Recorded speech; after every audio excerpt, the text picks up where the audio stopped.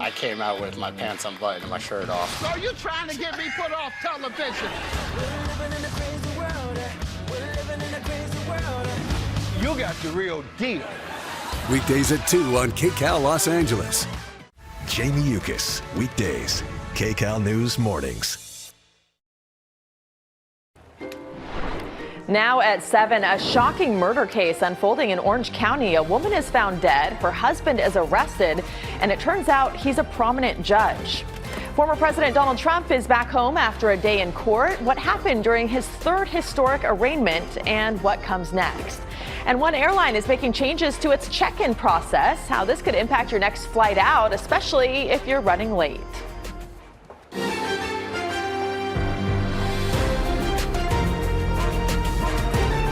This is KCAL News Mornings. Good morning. Today is Friday, August 4th. I'm Rita Shabazi. And I'm Rachel Kim, and for Jamie Yukas. Thank you so much for waking up with us here on KCAL News Mornings and streaming on CBS News Los Angeles. Well, art, nature, relaxation, and adventure. Laguna Beach is filled with so many cool things to do. This morning's SoCal Spotlight will take us to the Coast City for a visit. All of those things sound so great on a Friday. And night one of Taylor Swift's Eras Tour at SoFi Stadium is in the books.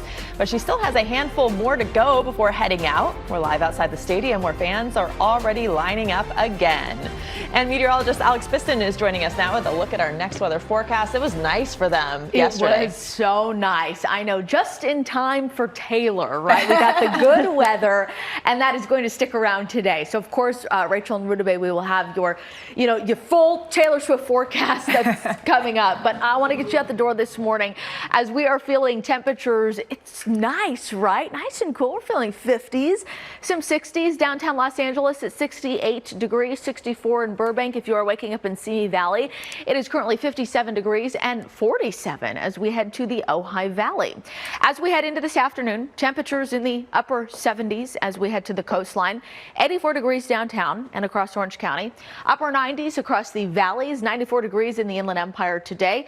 Close to 100 degrees in the high desert. Low 80s as we head up into the mountain community. So as we head into this weekend, the big story is going to be the hotter temperatures across Orange County, areas like Anaheim, Costa Mesa, downtown Los Angeles. We are feeling temperatures rising to the lower 90s by Sunday, and inland even further in areas like Riverside, San Bernardino, it's going to be even hotter with temperatures reaching triple digits. So how long will the heat stick around? I've got that answer coming up in your next weather forecast. For now, we send it over to Kalina Estrinos, who is watching traffic on this Friday morning. Hi, Kalina. Hey, good morning. So I'm taking a look right now with SkyCal overhead on the 5 freeway through Commerce, and you can see there's lots of space in between, which is great for a Friday morning. I did see a lot of traffic though at LAX, so if you plan on heading out there, you might want to leave early because the entire horseshoe is jam-packed this morning. But here on the 5, not too bad. I do have some traffic though heading southbound approaching the Downey area, so you might want to keep that in mind. Also still tough on the 10 westbound because of an earlier problem. Heading out of downtown all the way into Santa Monica. Travel times for you on the 405 north between the 105 and the 10. That will take you 20 minutes to get through. And the 405 south, if it's 12 to pass, that is a 21-minute ride leaving the 101 to the 10 freeway. Here's a look at Orange County. It's not too bad aside from the 5 in Santa Ana. That is slowing down right now, coming away from the 22 to the 55. Rachel, back to you. Kalina, thank you so much. A prominent Orange County judge is in jail this morning, accused of killing his wife. KCAL News reporter Cara Finstrom is live in Anaheim Hills with details on this shocking arrest. Cara. That 72-year-old judge now under arrest, and behind us you can see the home completely sealed off there. We've been watching as detectives have gone in and out of the driveway. They tell us that a caller reported a shooting at the home just after 8 last night, and they found 65-year-old Cheryl Ferguson inside, suffering from at least one gunshot wound. She died here. Take a look at this. They did provide a mugshot of Orange County Superior Court Judge Jeffrey Ferguson. He was also a county deputy DA for 3 decades. They say he was arrested without incident at the couple's home, has been booked into the Anaheim Police Department's detention facility in lieu of $1 million bail. Very disturbing allegations here involving a powerful judicial figure. Ferguson also served at the North Justice Center in Fullerton. His campaign biography says as a deputy DA, he was assigned to the major narcotics team. He led a probation offender task force with 30 state and local police agencies. We've got video of detectives out here. They were working to obtain a search warrant for the home. Don't know what evidence they may have secured or why the judge became their suspect. The LA Times reports two sources tell them a child of the judge and his wife was at the house. And according to his biography, Cheryl Ferguson once worked for the Santa Barbara and Orange County probation departments and the American Fund Service Company. A neighbor who just tried to return home told us he didn't even realize who was living across the street.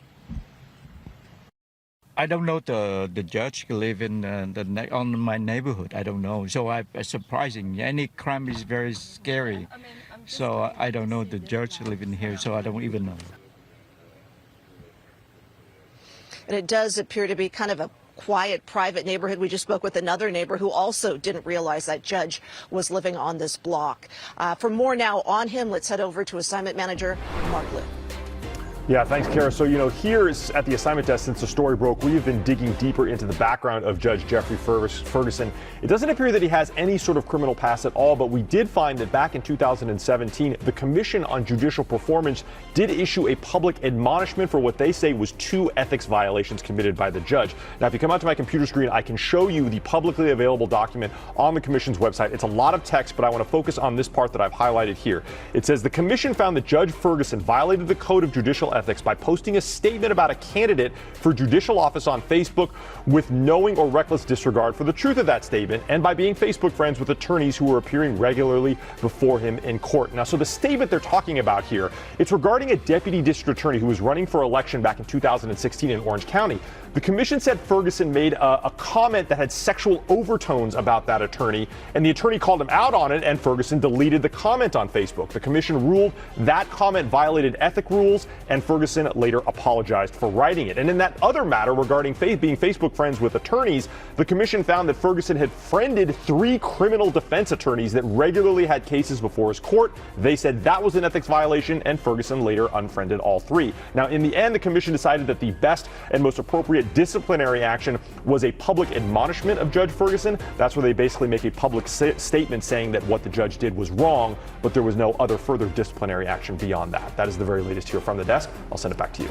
Mark, thank you. Former President Donald Trump is back in New Jersey after his arraignment in the special counsel's January 6 related case. The indictment accuses him of trying to unlawfully retain power after he lost the 2020 election. KCAL News anchor Marcy Gonzalez is here with how the day unfolded. Marcy. Well, the former president pushed back on those charges in court, and he later called it, quote, a sad day in America. Trump is the only person who's been charged in the special counsel's January 6th probe, though the investigation is ongoing. Former President Trump is back at his New Jersey golf club after a 3rd historic arraignment. In a Washington courtroom Thursday, Trump entered a not guilty plea to 4 federal charges accusing him of trying to overturn the 2020 election results in the latest case brought by special counsel Jack Smith. When you look at what's happening, this is a persecution of a political opponent. Cameras were not allowed in the courtroom as the former president appeared before a magistrate judge. The defense and prosecutors agreed to allow for Trump's release pending trial under the conditions that he cannot violate federal law and must appear as required. He's also not allowed to communicate about the facts of the case to anyone he knows to be a witness except through lawyers. Demonstrators gathered outside the courthouse as the events unfolded. I believe that President Trump is completely innocent of all the charges. I think he should be held accountable. The former president also faces state charges in New York as well as more federal charges in Florida in the special counsel's classified documents probe. A charging decision is expected soon in Fulton County, Georgia, in their investigation into efforts to overturn the election results. And the former president is not required to attend the next hearing, which is scheduled for August 28th. At that time, the judge could set a trial date.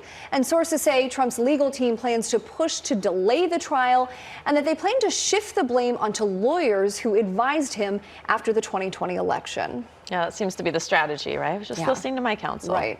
Okay, Marcy, thank you. You're welcome. And stay with KCAL News for the latest on the indictment of former President Trump. Up-to-date information can also be found online and at kcalnews.com. And we are always streaming on CBS News Los Angeles. The families of 6 people and an unborn baby killed in a crash in Windsor Hills will mark 1 year since that horrible day. A memorial bench will be unveiled at the crash scene later this morning. The crash happened when a Mercedes-Benz sped through the intersection and slammed into a car, which then hit another vehicle, engulfing it in flames. The driver, Nicole Linton, is currently being held without bail. She's pleaded not guilty to 6 counts of murder. The robbers who ambushed a couple at gunpoint in West Hollywood are still on the loose. It happened Thursday morning around 12:20 outside celebrity hotspot Craig's. Investigators say 2 men in masks approached the victims, took a watch, and then got into a white car driven by a third suspect. No one was hurt. An LA City Council committee is expressing its continued frustration over the homelessness crisis. They say there's a lack of data related to efforts addressing the problem. Some housing and homelessness committee members say they're considering halting further funds to the LA Homelessness Services Authority until they get access to more information. And tensions are mounting ahead of today's meeting between the WGA and Hollywood studios. The WGA negotiating committee sent an email to members blasting suggestions that the walkout was having limited impact on studios thanks to a stockpile of content. Well, the union also pushed back on the notion that the strike might be good for the companies financially because they can, quote, write off their losses. In a statement, the AMPTP calls for the rhetoric unfortunate, saying their only playbook is getting people back to work. Well, thousands of Swifties showed up bejeweled in their cutest outfits last night. And of course, more fans will be spinning in their highest heels for night 2 of the Eras Tour in LA. So many puns to be had with this story. KCAL News reporter Rick Montanez is live at SoFi Stadium where the Taylor Swift fever continues. Rick. This is where they are living their wildest dreams. We've got to keep it rolling. Of course, all the Swifties, the diehards, they're going to be here. They are hoping to cash in here at the official merchandise truck with 4 ticket holders. And you see there's quite a few people in line here. We were just chatting with these folks here, these Swifties from Rancho Cucamonga. You told me you have tickets for 2 nights. I do. I have tickets for Saturday and Tuesday. And tell me how excited you are and why 2 nights? I'm so excited. I wanted to go twice.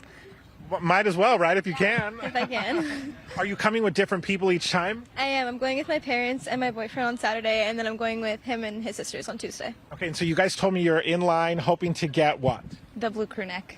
What makes that so popular? Everyone loves it and wants it. I don't know. It just goes with the style. It's just cute and has Taylor Swift on it. That's all we need to know, right? That's exactly. All right, yeah, so the show, night 2 of the show, I should say, starts tonight here at SoFi Stadium. And if it's anything like last night, which you're about to see a part of, it's an incredible show.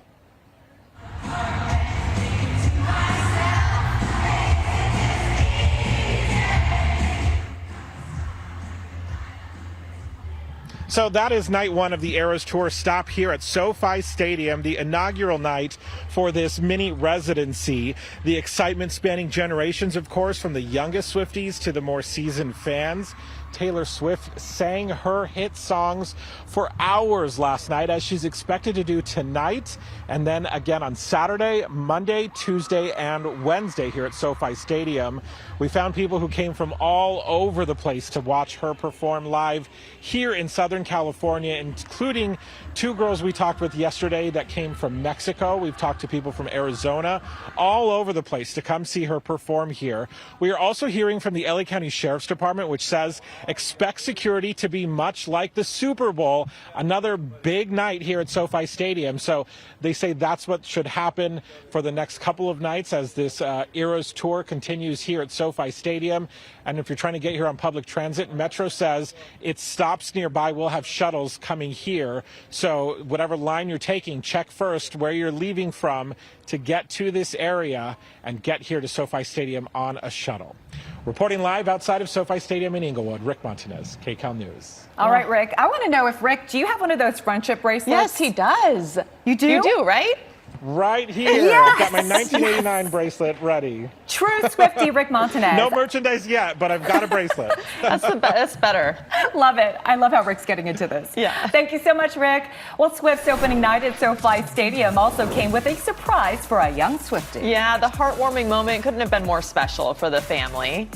Back in 2015, the late Kobe Bryant presented Taylor Swift with a banner for breaking a record at Staples Center, and now his youngest daughter got to share a moment with the singer as well.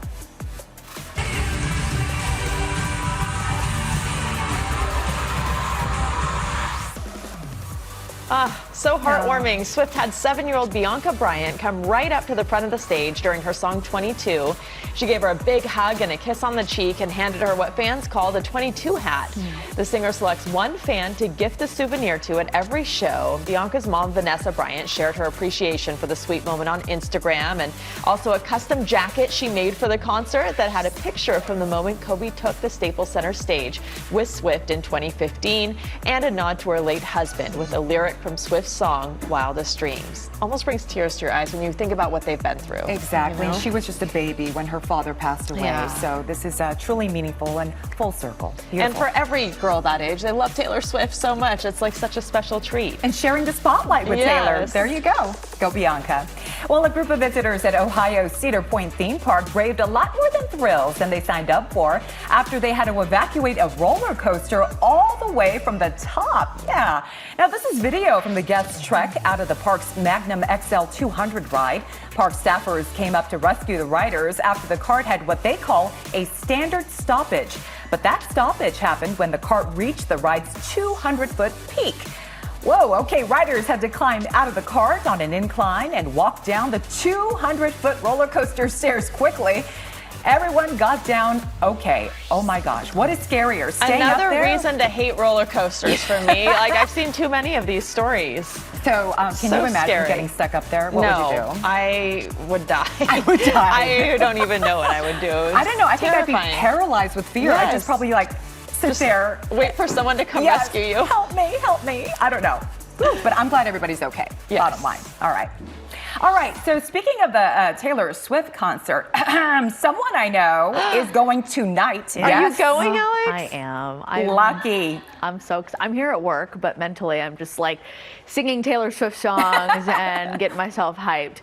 But yes, no, I have a job to do. Got to tell you about the weather, and we will get to that right now. We're looking live this morning over our Mount Wilson camera. We're seeing some low clouds out there this morning. It's a beautiful start to the day.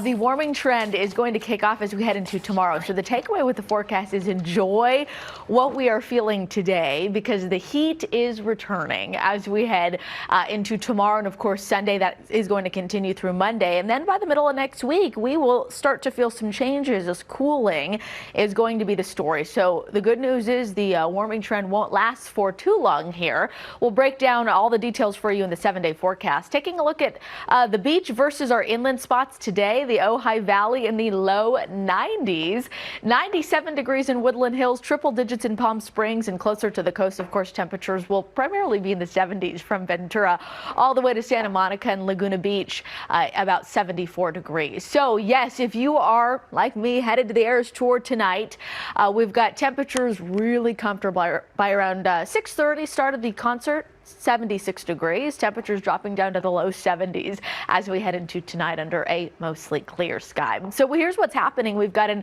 area of high pressure. It is currently over northern Mexico and into Texas. And what's going to happen is this high expands westward as we head through this weekend. That is going to help provide us some hotter temperatures as we will feel 90s across our metro spots and even triple digits as we head inland to the valleys. But then by the middle of the week, we'll be in between that area of high pressure and then a trough forming over the Pacific Northwest. So we'll start to see that onshore flow increase and cooler temperatures will arrive as well.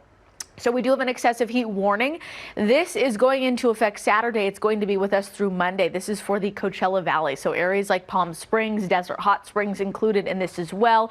Temperatures ranging between 110 and 115 degrees. So the heat is on if you are headed to Palm Springs this weekend. Meanwhile, closer to home, LA and Orange County, temperatures rising into the low 90s as we head towards Sunday. So the heat is going to peak Saturday, Sunday, and really stay hot through Monday. Temperatures start start to fall as we head into Tuesday and through the middle and end of the week. So for the valleys, 97 degrees for our valley hotspots today, 94 across the IE. Triple digits return Saturday and Sunday. We'll knock it down to the upper 90s as we head toward Monday. Meanwhile, at the coastline, what a beautiful weekend to get to the beach. We've got temperatures in the low 80s. Meanwhile, across the high desert, it's going to be nice and toasty with as hot as 105 degrees this afternoon. 102 Monday. Temperatures drop down to the 90s as we head toward Tuesday, Wednesday, and Thursday. Meanwhile, up in the mountains, look for primarily 80s this weekend, and then we'll drop it down to the upper 70s as we head toward Wednesday. That is your next weather forecast. Here is Kalina with traffic. Hey, good morning. So I have a camera right now on the 15 showing you the backup that's happening leaving the Corona area. So it's on the northbound side, and we're seeing a heavy backup. We also saw some crews on scene as well, running some type of traffic break to try to get the accident out of the way. So the car is moving toward the camera. Kind of hard to see, but you can see that it's much heavier volume wise compared to the cars moving away from the camera. So again, that's the northbound side. This is what it looks like on the map. It's not a major backup and it doesn't extend for a very long time, but it is still there, and it's an overturned car right at Hidden Valley Parkway. Also, the 91 West leaving Corona to about the 241. That is slowing down to about 20 minutes. And then the rest of the Inland Empire, not too bad. And leaving you with a look at LA, I'll have travel times here coming up. Rita Bay, back to you. Kalina, thank you. The time right now, 7:20, and 2 U.S. Navy sailors are under arrest for allegedly spying for China, what they're accused of passing along in exchange for cash. An update on the criminal investigation against rapper Cardi B. What Las Vegas police have decided on the charges after she threw a microphone at a fan. The jobs report for July is out. What this labor market data shows about the United States economy. Traffic on KCAL News is sponsored by Sweet James Accident Attorneys.